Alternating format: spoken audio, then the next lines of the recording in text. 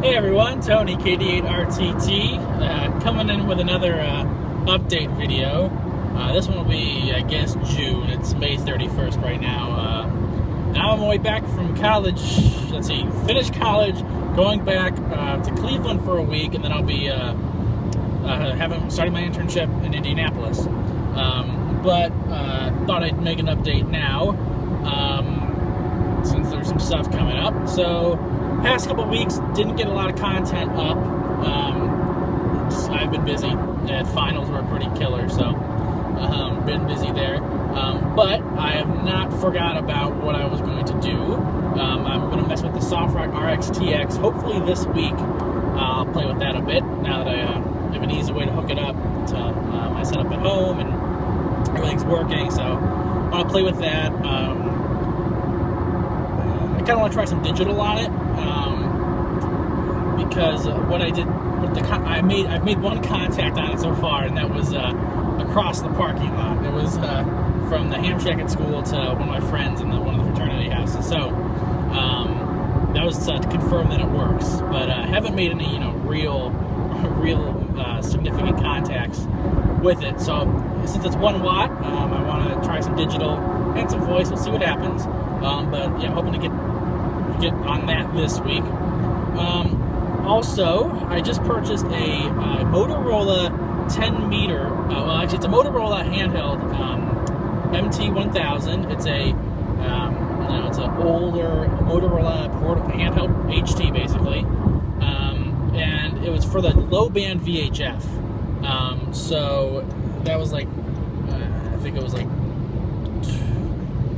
it's around 30 megs to like 35 megahertz. So got that. I just won it on eBay. You can program them down to 10 meter band for the FM part, no problem. So bought that last night. It's gonna be pre-programmed. I got 29.3, which is the Simplex FM in Europe and Asia apparently, and then the Simplex FM for 10 meters here, which is 29.6, and then a few of the repeater pairs. I've never really worked 10 meter FM before, but I thought this would be kind of fun. So I bought that. I also am getting like it's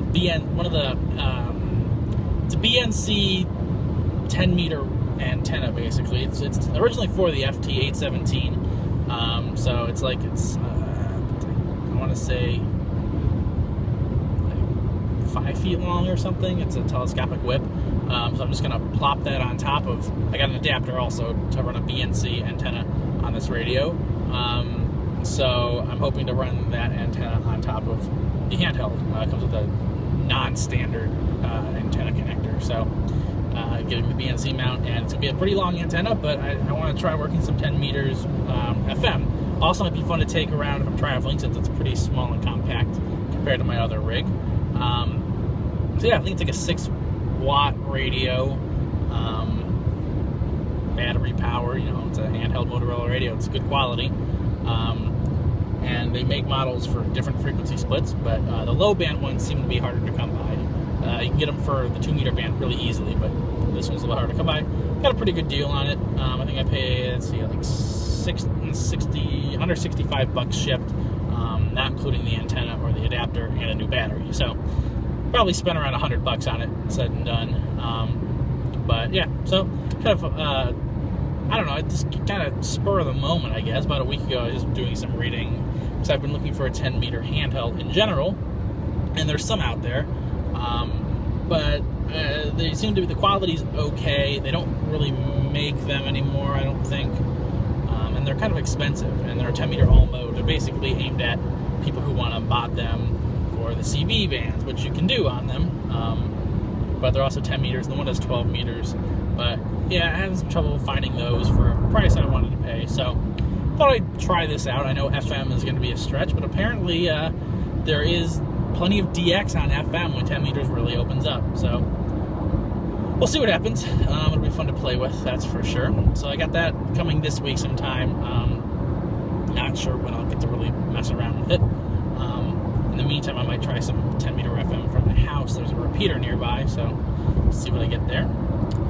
And then it's the other side note, at Dayton there were the grand prizes that you could win. And one of the kids who went with us, a member of our club, ended up winning a 55-foot tower as like the third place prize, I think it is, of the whole event. So he can't really use that now. It's valued at like a little bit over $3,000 retail. You can get a little cheaper than that, but yeah, it's a 55-foot tower. He can't use it, so I figure if anyone is looking for a 55-foot tower and is willing to buy it, let me know. I'll pass your info along to him. He's trying to figure out how's he going to sell it and all that sort of thing. So thought I'd give a little plug for that. He didn't ask me to, but it might help. So let me know. And then the big event that's coming up later this month is Field Day. I'd mentioned before that I had some tentative plans. I thought I'll go over them now. So the plans are a little up in the air still. What we wanted to do, the same person, Robert, AE9DR, the same one who won the tower, and I will both be in Indianapolis this summer for internships at different places.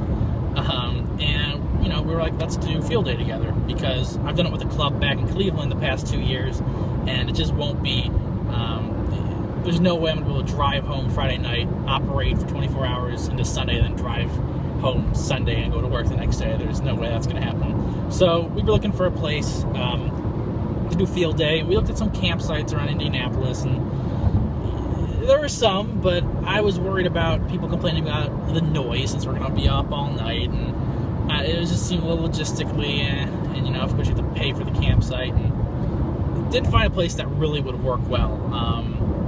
So I thought, well, why don't we do it at school at Rose-Hulman? So that's in Terre Haute, so it's like an hour and a half drive maybe from Indy. Not too big of a deal to go. So we started planning that. We're currently in the midst of getting approval. We started out by talking to our club advisor. He said, talk to the people in facilities, see what they say. The initial response from them was, this doesn't sound like a good idea. Of course, it's really hard to kind of convey Field Day. So then I went and talked to the person in charge of on-campus clubs and explained it to her. And she just said, make a nice write-up proposal, basically. So I wrote a 2-page proposal with maps and figures and links to other examples, and in hopes of trying to convey what this is. Of course, I understand there are concerns with liability, and it's during the summer and all that, but it's Field Day. It's hard to explain really what it is. So I sent that letter off 2 weeks ago, maybe. Monday after Dayton, I sent that off, and hadn't really heard back. In the meantime, one of the staff members at Rose, who I actually work with, we have like an on-campus type internship thing. I work with him. He's the technician there. He's a ham, and I've known that for a while. I've talked to him, but he kind of got interested in doing Field Day with us. So I thought, all right, now we have kind of a staff member. Maybe they'll give us some swing. So I talked to the club person again. Hadn't heard an official response yet. This was last week, actually, a few days ago. And then next thing you know, we get a call from the risk management lady, person in charge of that at school, basically asking for more information from the both of us. So it happened that I was at work at the time, so we just figured that out. So she, in the end, we explained it the best we could. Of course, we're not going to be, we're going to be careful of what we're doing. We're not, everything's going to be properly marked and everything. And in the end, she seemed fine with it. She misunderstood. I think other people did. They thought it was going to be this huge event, hundreds of people. It was just lots of things there that they didn't quite understand. So in the end, the school's risk management person basically said that we're good to go. She doesn't have a problem with it, which I thought would be the hardest person to get approval from, but it actually seemed pretty easy. But now we're waiting back on facilities to give us a say. She told us that they were going to say no, and then but she's going to talk to them now in light of me talking to her. So I don't know, it's up in the air. They said they'll find out early next week. Even if it goes through, they want every single person who even visits the site to sign a waiver, and I want to do it at school because it'll be neat for the exposure. It's kind of a nice location. Of course, we have our school ham shack nearby if we need anything.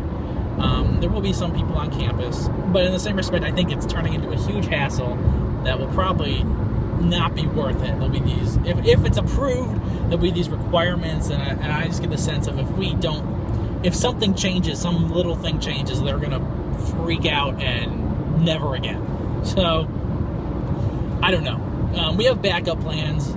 We know some places in town that we can go and do it. The plan is to run a 3 Alpha station. Yeah, 3 Alpha.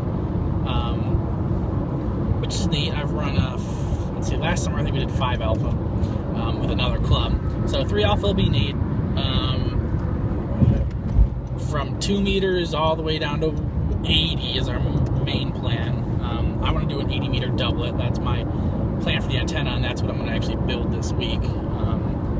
Might make a video on that, but making an 80 meter doublet. Yeah, we're a school approved club, school funded club. That's one of the oldest clubs on campus, and it's just I don't know. It's been a mess. So we'll find out soon. Either way, I will be participating in field day, and we will be using the school's club call, which is W9NAA, if you've seen any of my other videos on that.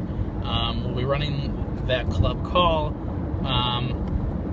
Yeah, it'll most likely be 3 or 4 operators, but we're going to be running a 3 Alpha. So,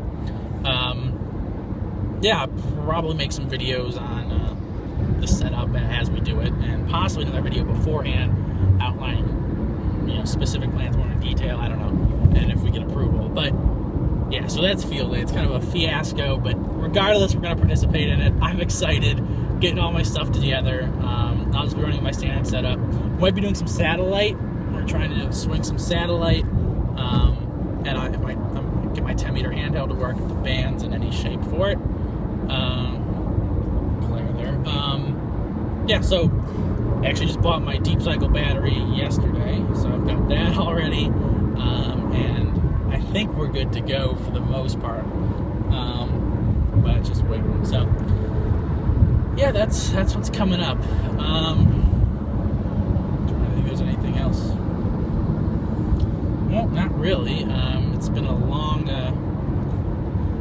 few weeks. This past month has been a pretty brutal classwork wise, and actually I've been moving in my apartment. That's where we came from. We spent a day there, so I'm driving back to Cleveland from my new apartment, and it's been hectic all around, having to do a field day and finals, and it's a mess. So that's why there hasn't really been any substantial material. Some of what I posted recently, I had a little while and kind of waited to post because I knew there'd be a lull in what I had. But I think that's it. So look for some videos coming soon. Pumped for field day. Let me know in the comments if any of you guys are doing field day, what your plans are.